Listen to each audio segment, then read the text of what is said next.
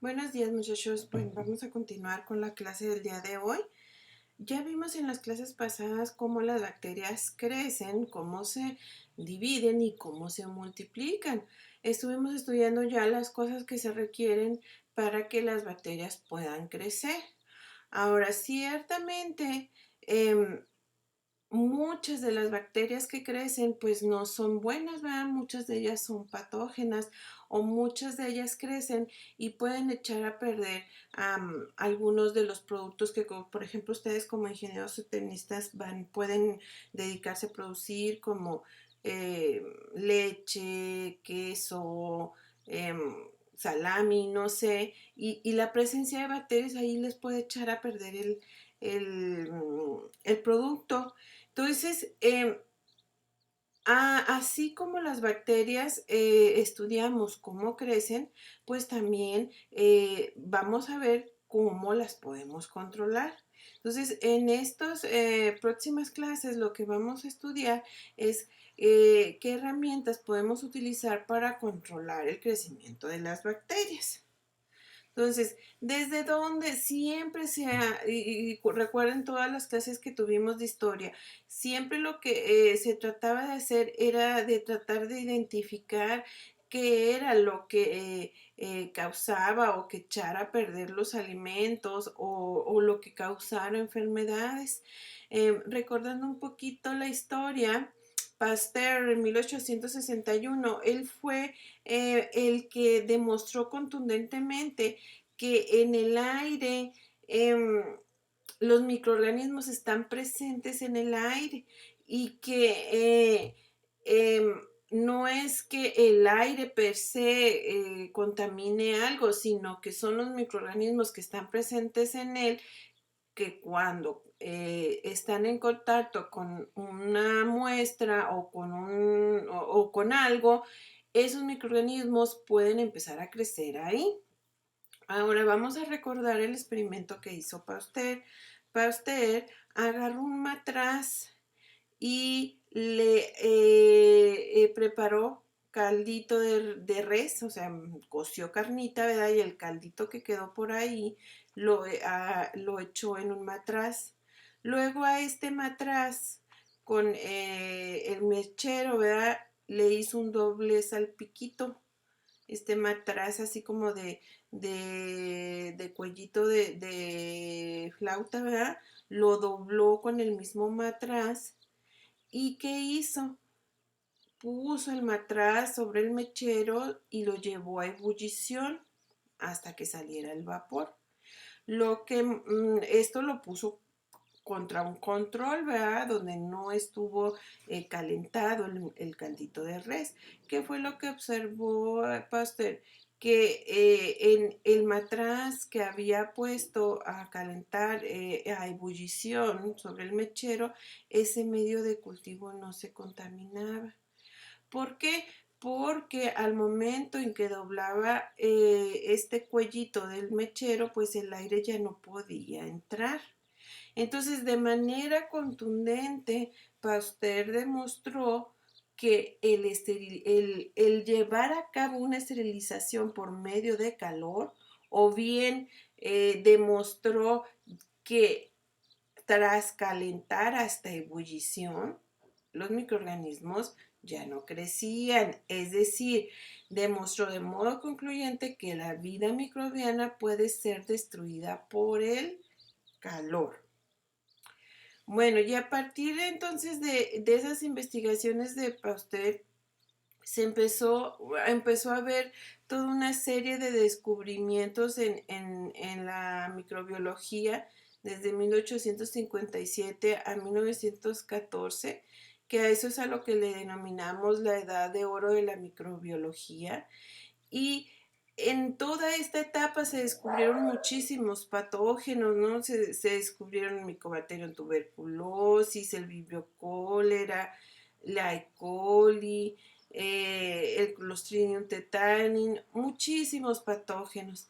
Y entonces también se estableció el papel de la inmunidad en la prevención y curación de las enfermedades. Y así como se iban descubriendo bacterias o patógenos, pues también fue mejorando mucho la forma en que estas bacterias podían ser controladas.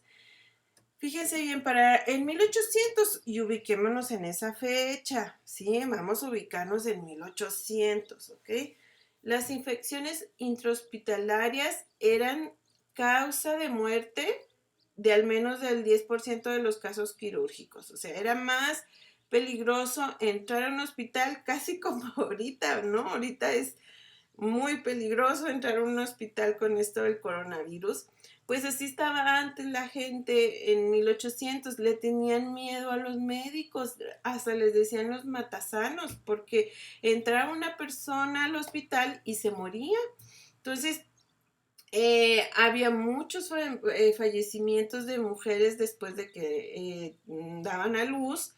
Después de eso les daba fiebre corporal y se morían. Incluso, ¿no? Se dice, ¿no? O sea, los médicos ni siquiera tenían una disciplina de asepsia, o sea, era, incluso hay algunas anécdotas que dicen que era común que operaran en las guerras con el bisturí y luego lo limpiaban sobre la bota de ellos mismos, le doblaban la pierna, le quitaban la sangre del bisturí y seguían con la operación. Entonces, era una cantidad de transmisión de microorganismos de un lugar al otro que era casi seguro que te ibas a morir, ¿ok? No fue hasta 1867 que John Lister, él desarrolló las primeras prácticas para controlar microorganismos. Fue el primero en que desarrolló procedimientos médicos para el lavado de las manos antes de operar. Entonces él empezó a lavarse las manos con cloruro cálcico y luego sobre las heridas que iban a operar o sobre el lugar donde iban a abrir, lo trataban con ácido carbónico. Miren, esta es una pintura de aquel tiempo de cómo operaban los médicos. Fíjense en ustedes, ni siquiera utilizaban una bata especial para operar, o sea, era tal cual el traje que se habían puesto ese día, con más se iban a lavar las manos, esta gente operaba hasta con las manos sucias, ¿no? Y realmente era un miedo que te operara. ¿Qué es lo que se empezó a echar sobre las heridas como manera de desinfección? Pues esto, el ácido carbónico, ¿no? Se echaba directamente sobre la herida. Bueno, ahora, así como las bacterias crecen, ¿verdad? Y generan una curva de crecimiento, dependiendo de la sustancia que se utilice, pues también para eliminarlas también van a tener una tasa de muerte microbiana. Entonces, fíjense bien, cuando las poblaciones bacterianas se calientan, en ebullición o se tratan con sustancias químicas antimicrobianas, mueren a una tasa constante. Ahora, estos métodos para eliminar las bacterias, antes de decir que realmente eliminar a las bacterias hay que aprobarlos, entonces probarlos. Entonces, una manera, una manera de probar que una sustancia antimicrobiana es buena es aquella que por minuto mata el 90% de la población. Entonces, por ejemplo, vamos a partir de una población que tiene 100,000 bacterias. Una población que tiene 1,000,000 de bacterias. En el primer minuto habrá matado el 90% de las bacterias, entonces van a quedar 100,000 bacterias. Esas 100,000 bacterias hay que seguirlas tratando porque si no, pasado el tiempo van a volver a crecer y a reproducirse. Entonces dejamos un minuto más a esa población y va a matar de esas 100,000 bacterias el 90%. Entonces van a quedar 10,000 bacterias. Y así, entonces tenemos que estar probando las sustancias antimicrobianas en su eficacia de matar al 90% de la población por minuto de tratamiento. En este ejemplo, fíjense que es ya sea el calor o la sustancia antimicrobiana que se hubiera utilizado, tendríamos que, si se hubiera partido de una cantidad de 1 millón de bacterias, sí tendríamos que haber tratado esa muestra durante 6 minutos para que quedara nada más una sola bacteria. Bueno, y entonces la muerte de las bacterias también se va a dar de manera constante y al momento en que graficamos la muerte de las bacterias con respecto al tiempo, pues nos da unas gráficas muy parecidas a las que habíamos visto al momento en que graficábamos las generaciones de bacterias por minuto. Nada más que aquí la bacteria pues va a ser al revés, va a ser en forma decreciente. Entonces, miren, si graficamos el número de las bacterias sobre el tiempo, que es lo azul, podemos ir viendo cómo va a ir disminuyendo la población. Ahora, cuando graficamos así el número tal sobre el tiempo, es muy difícil ver en qué momento empiezan las bacterias a decrecer. Sí, ya a partir de 3 minutos pareciera que ya no hay bacterias, pero sí hay. Entonces, ¿qué tenemos que hacer? Al igual que cuando graficamos el crecimiento, tenemos que convertir estos números al logaritmo.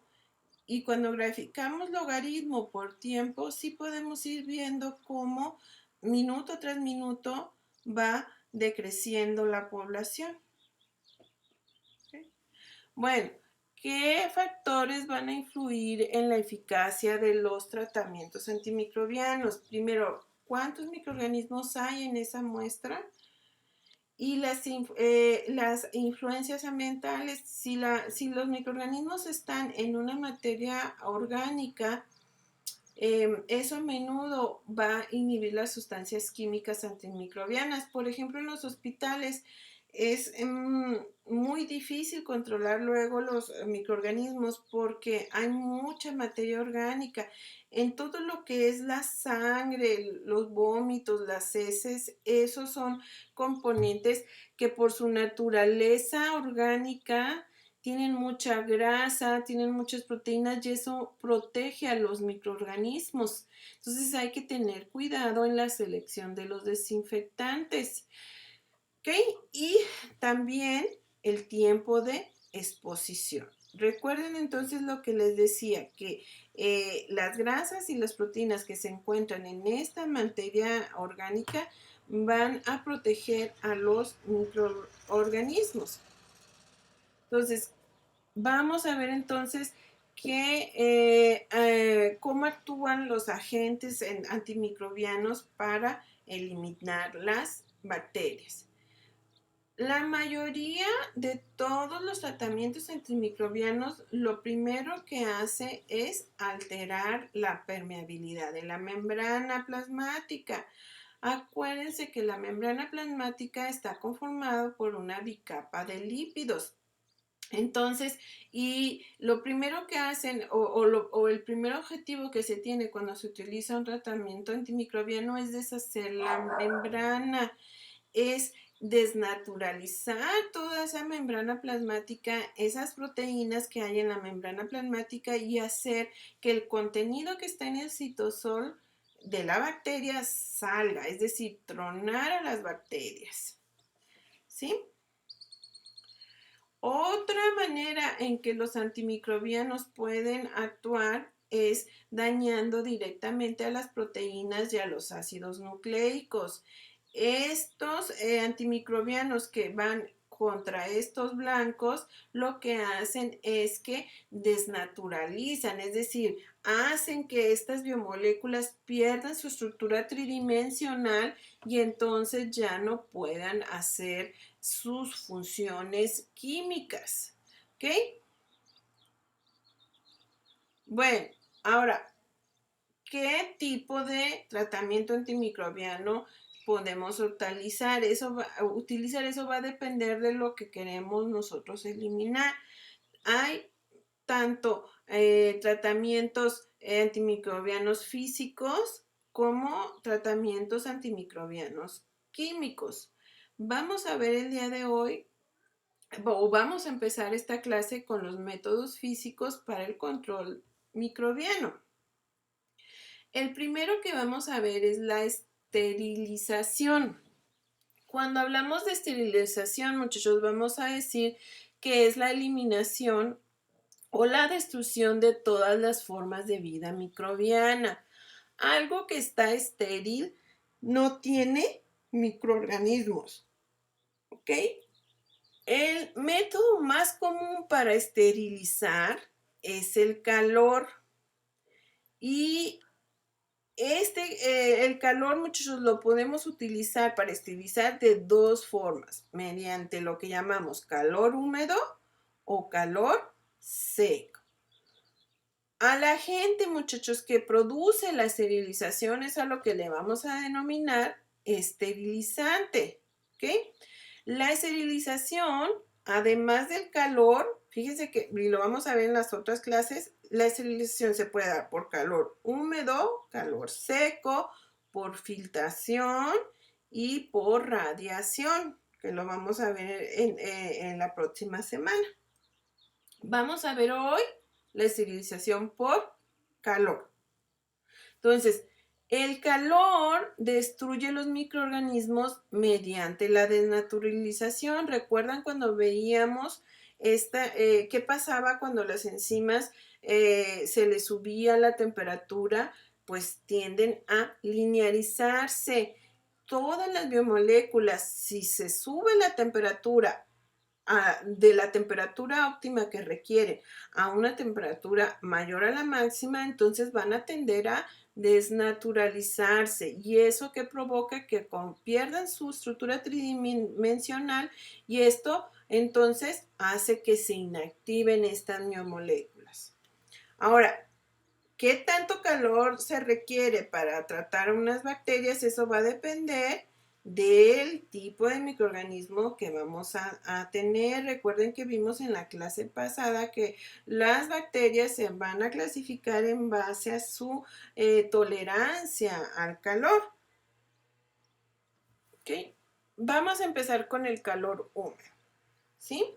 El calor húmedo, muchachos, es el que utiliza el agua para poder esterilizar. El ejemplo más típico para poderles explicar cuál es el calor húmedo es el del esterilizador de biberones. Yo creo que todos han visto en sus casas o con algún familiar que tiene bebé, que esterilizan los bebés, los biberones en un artefacto como este, ¿verdad? Que es una bandeja que se sella y se le pone agua y se mete 15 minutos al microondas. ¿Qué es lo que ocurre? Lo que ocurre es que en ese tiempo, ¿verdad? El agua va a calentarse hasta el punto de ebullición del agua y va entonces a generar vapor. ¿Cuál es el punto de ebullición del agua aquí?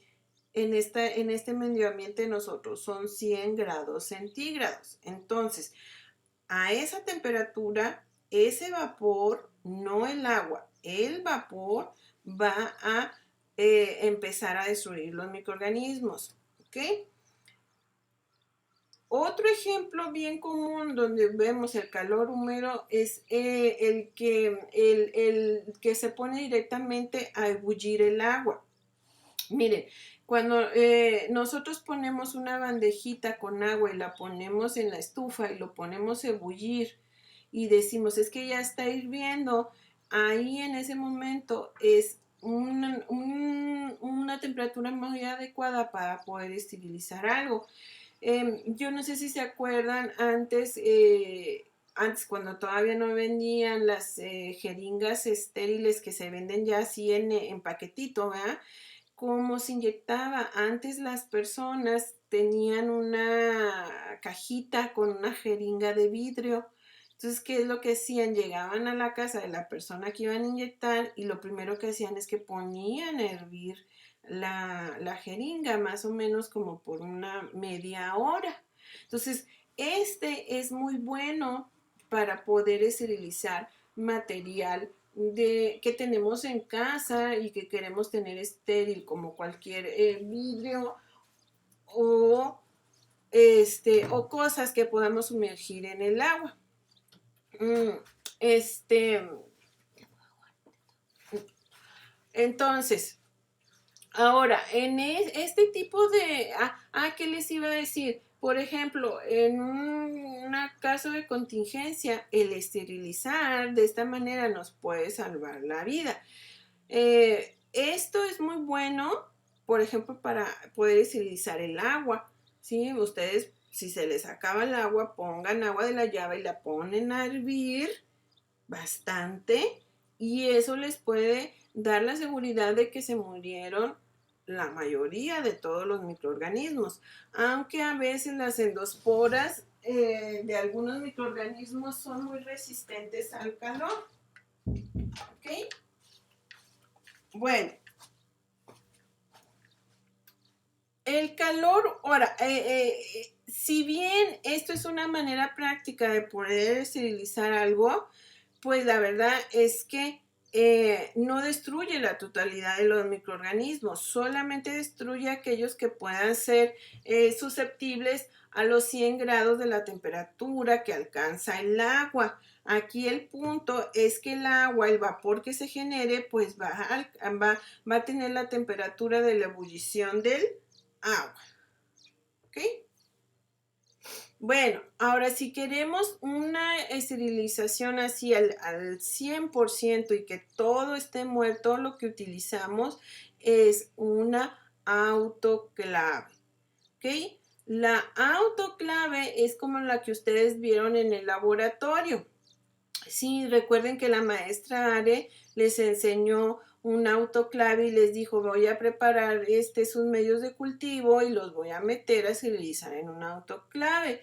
La autoclave, muchachos, tiene un funcionamiento muy similar a lo que es una olla Presto. Yo creo que todos en sus casas tienen ollas Prestos. Entonces, ¿qué es lo que hacemos en la olla Presto?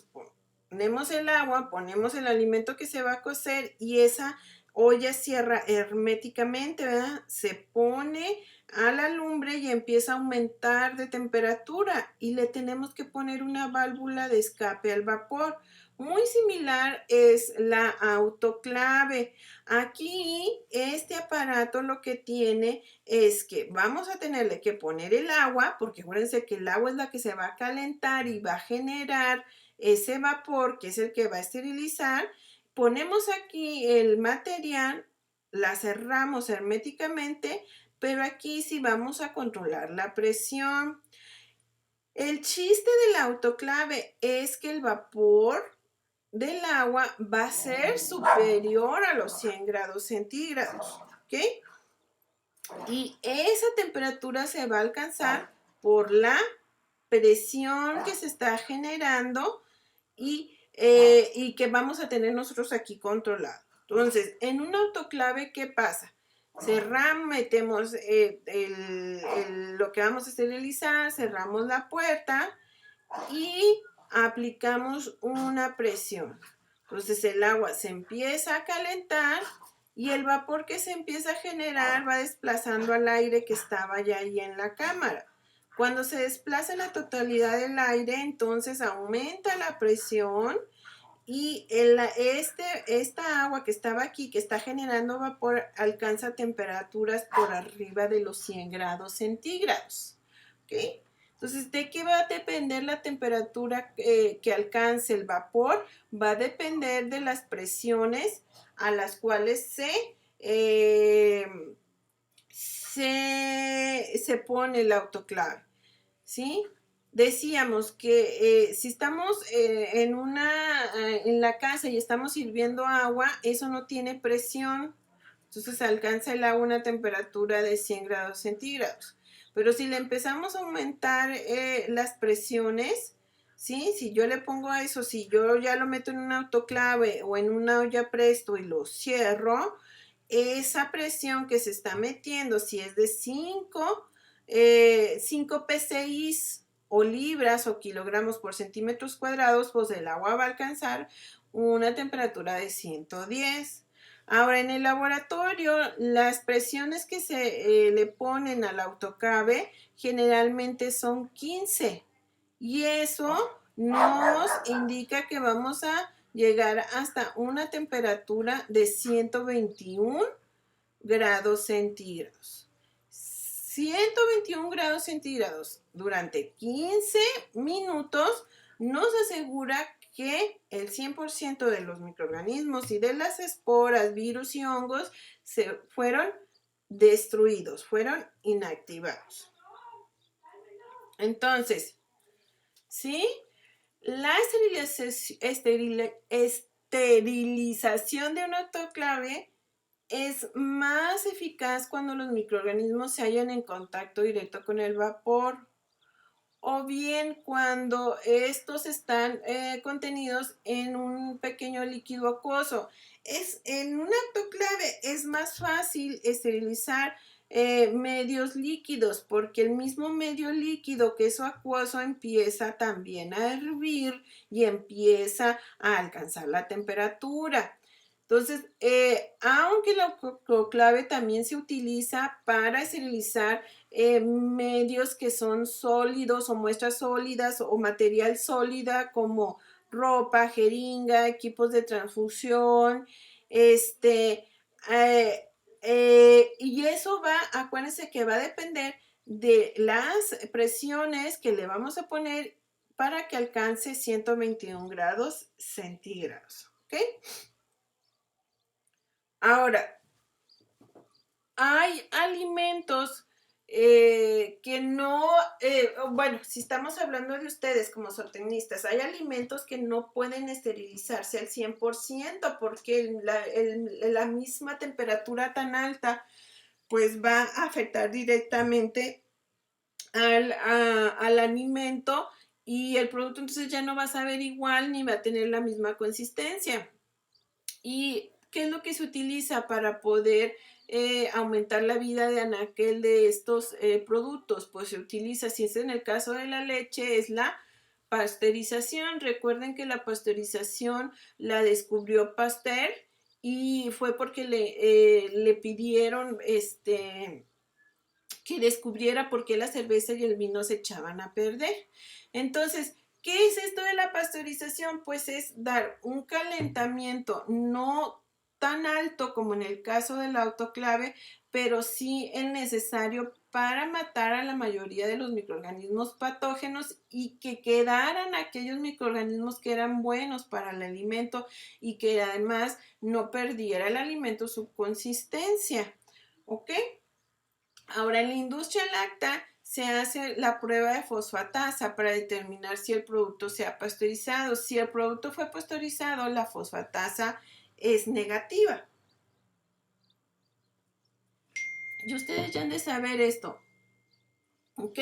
La leche se pasteuriza durante 30 minutos a 63 grados centígrados y es más o menos la temperatura que alcanza en la casa, ¿verdad? Cuando nosotros ponemos a hervir leche, ¿qué decimos? Hasta que hierva, déjenla que hierva y apáguenla, ¿no? Más o menos eso es a 63 grados centígrados durante 30 minutos.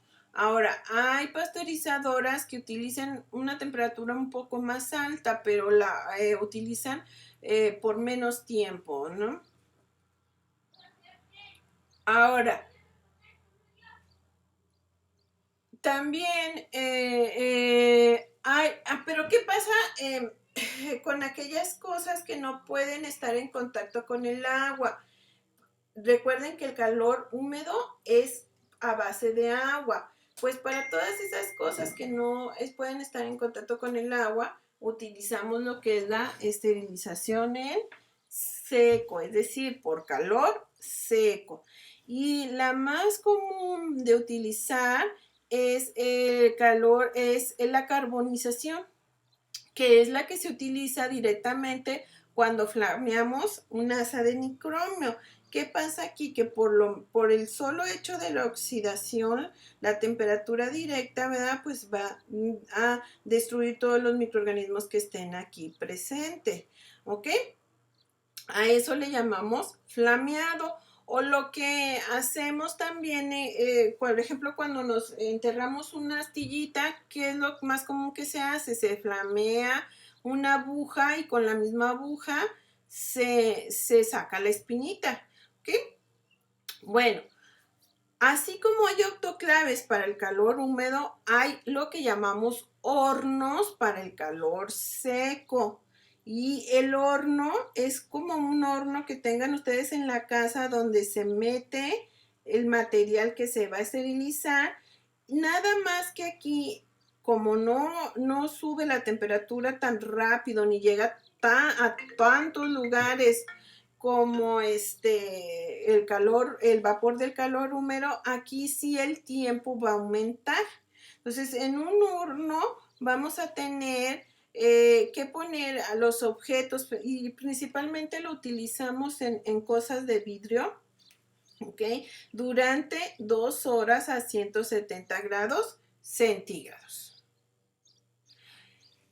Eso es también lo parte parecido a la pasteurización de la leche y es para las cosas que son enlatadas. La esterilización comercial no es una esterilización que se dé a altas presiones ni a altas temperaturas. Aquí lo único que hacemos es dar una temperatura moderada, la suficiente para poder destruir microorganismos como el Clostridium botulinum. Bueno, hasta aquí vamos a tener la clase del día de hoy. La próxima clase